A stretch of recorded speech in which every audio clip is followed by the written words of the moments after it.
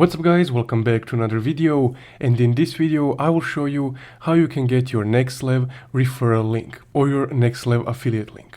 So let's get started. Also, if you guys are looking for a referral link or a referral code yourself, you can use my referral link from the description below to get 20% off your Nexlev extension, or you can use code HTF to get 20% off any Nexlev product. So to get your Nexlev referral link, you would of course first need to sign up for the Nexlev affiliate program. So it's pretty simple and it doesn't require any approval. So once you sign up, you will immediately get your referral code, as you can see right here, but you won't get your link. So you can't actually get your link from your affiliate dashboard.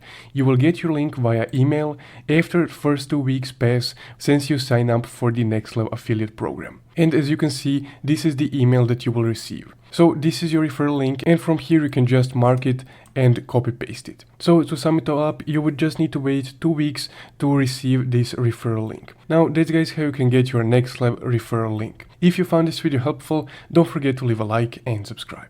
Thank you for watching.